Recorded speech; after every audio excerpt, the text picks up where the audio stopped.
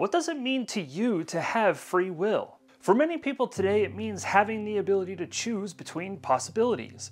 Whether it's your career, your relationships, your hobbies, or your preferences, having the freedom to choose is the fundamental characteristic of our time. But is freedom really just the availability of options? More than likely, you live among some of the freest people who have ever lived, and yet they are also some of the most anxious. Have you ever wondered why the generation that has everything at their fingertips struggles with deep anxiety?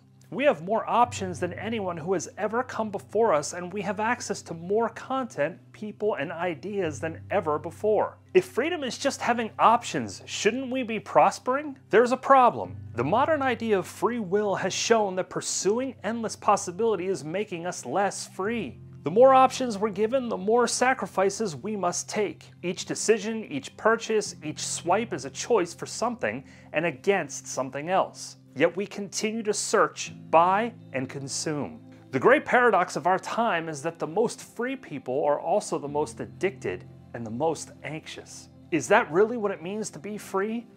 Where have we gone wrong? First, there is good news. You do have free will, and it is a fundamental part of how God created you. When we talk about free will, what we're really talking about is the concept that your life has been given to you. The fact that you exist is your free will. God in creating you says, be, exist, be fruitful. In the language of Christianity, having free will is simply being a creature created by God. To have free will does not mean that we are able to do or choose anything we want. It may sound like a contradiction, but to be free means to be limited. You can only do or choose one thing at a time, and this limitation means that each decision, each purchase, each action is a sacrifice. By choosing one thing, we are not choosing countless others. Each decision is a competition that comes with a cost. It is common to also think of God in this way. If freedom means picking from any possibility, then doesn't that mean that God and I are somehow in competition? What if I want isn't what God wants? Do my decision and God's decision conflict? Here's where the good news continues.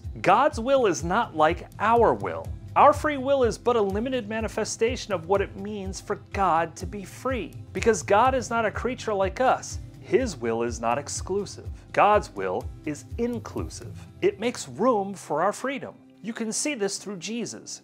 In Matthew 11, Jesus says, "Come to me, all you who are weary and burdened, and I will give you rest. Take my yoke upon you and learn from me, for I am gentle and humble in heart, and you will find rest for your souls.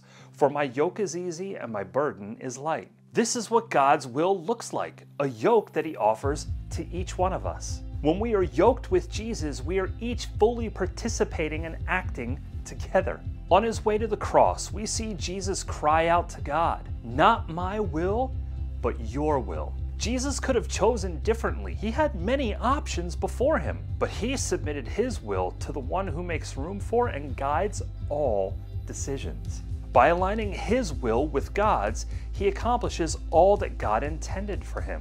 And this is the great insight about freedom.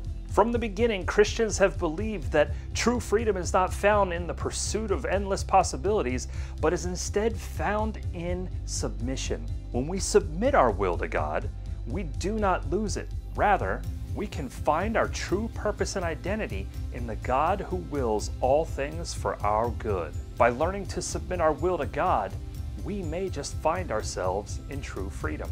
And if you're asking questions like this about free will, you're probably wondering why God allows bad things to happen. Why does He allow evil and suffering? And for more information on that, click or tap on this video. As you go, God be with you.